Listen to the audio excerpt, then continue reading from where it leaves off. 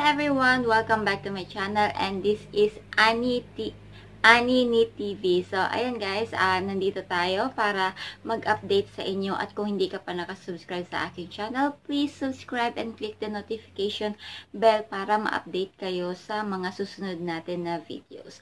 So, ayan guys, without further ado, let's start!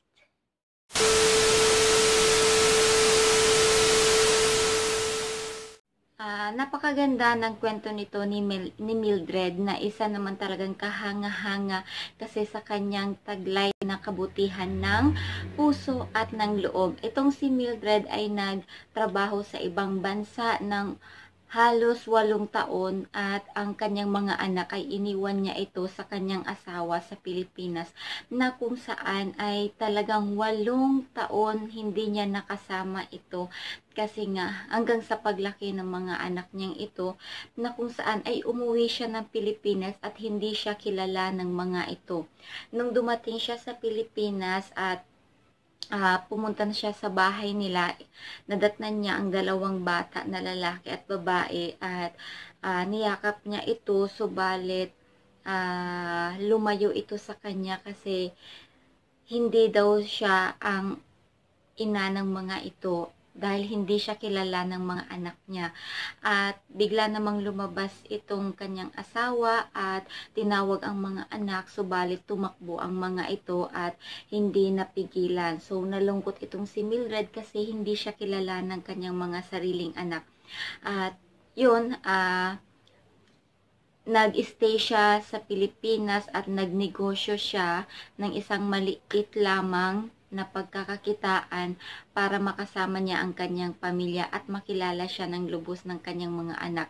Nagtayo siya ng isang tindahan na kung saan ay kumikita siya doon ng maliit lamang para sa kanyang pamilya para makatulong ito. Subalit, hindi yun naging sapat para matustusan ang mga pangangailangan ng kanyang mga anak. At ito namang kanyang asawa ay humihingi sa kanya ng pasensya kasi maliit lamang ang kinikita nito. At sabi naman ni Mildred ay nagsumpaan naman talaga sila na kahit sa hirap at ginawa sila ay magsasama. At itong si Mildred ay hindi nakatiis dahil hindi nga talaga sapat ang kanilang kinikita para sa kanilang mga anak. Kung kaya naman itong si Mildred ay nagdesisyon na siya ay mag-abroad uli. So, nag-abroad uli itong si Mildred, pumunta siya ng Hong Kong at nanilbihan. At naging maganda ang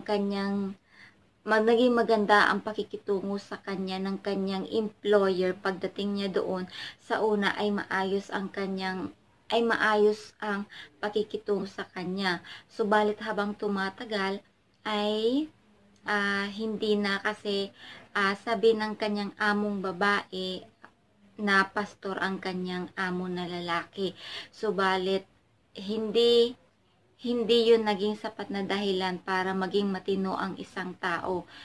Habang tumatagal doon si Mildred sa kanyang employer ay medyo nagiging masungit na ang babae na kanyang employer at ito namang employer niyang lalaki ay tinangka siyang yung hinimas kasi siya at hindi maganda ang trato sa kanya at muntik pa sana siyang gahasain nitong employer niyang lalaki. Subalit nanlaban siya dito at hindi siya nagpatalo. So naitulak niya ang kanyang employer na lalaki na kung saan ay malakas yung pagkakatulak niya at nakalabas siya doon sa bahay na yun at tumakbo siya ng mabilis at hindi na siya nahabol ng employer niyang lalaki. Subalit sa pagdaan ng araw siya ay kinausap ng kanyang employer na lalaki at balak pa sana siyang suhulan ng pera para makipagkasundo. Subalit hindi nasilaw itong si Mildred sa pera, kung kaya naman ay itutuloy niya ang laban dito sa kanyang employer. Kasi isa itong matinong babae, itong si Mildred, na kung saan ay hindi siya papayag na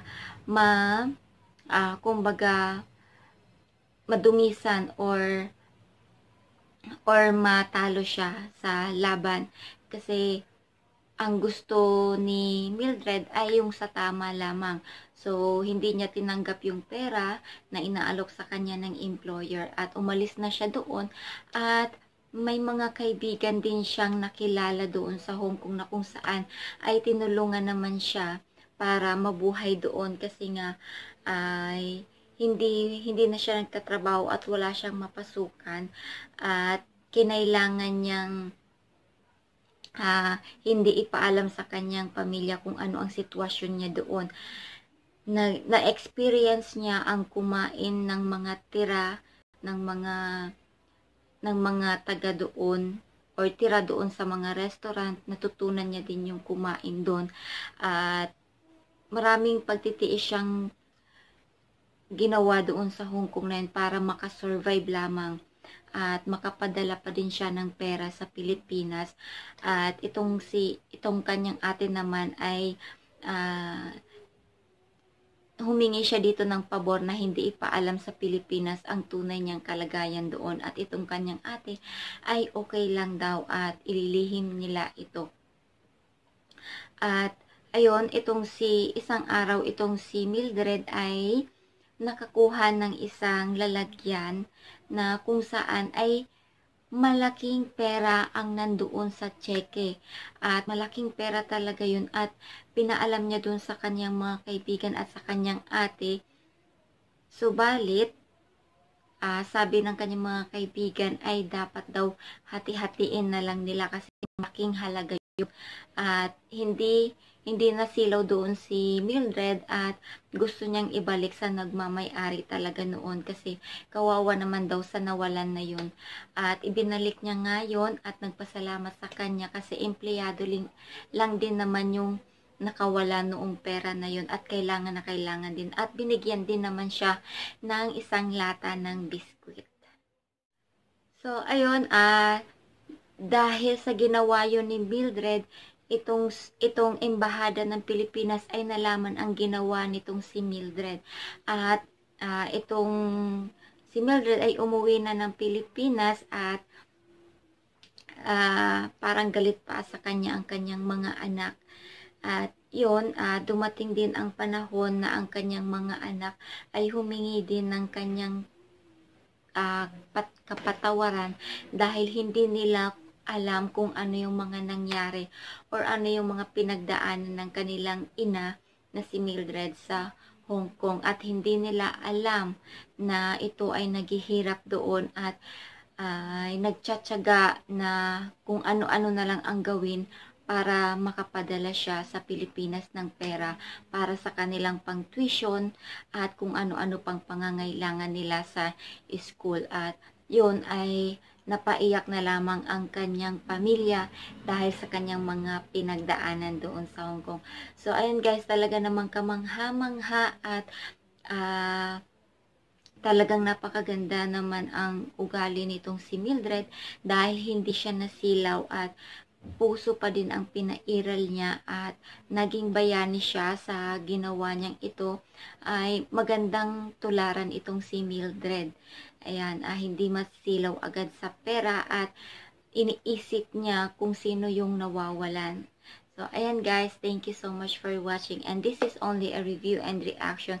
So, ito ay batay lamang sa napanood ko na full episode ng Magpakailanman na napakagandang istorya ng isang OFW na hindi nasilaw sa malaking pera na pwede naman nilang paghati-hatian doon sa Hong Kong dahil sa matinding paghihirap niya doon, subalit hindi siya nasilaw. So, saludo kami sa iyo, Mildred. So, thank you so much for watching.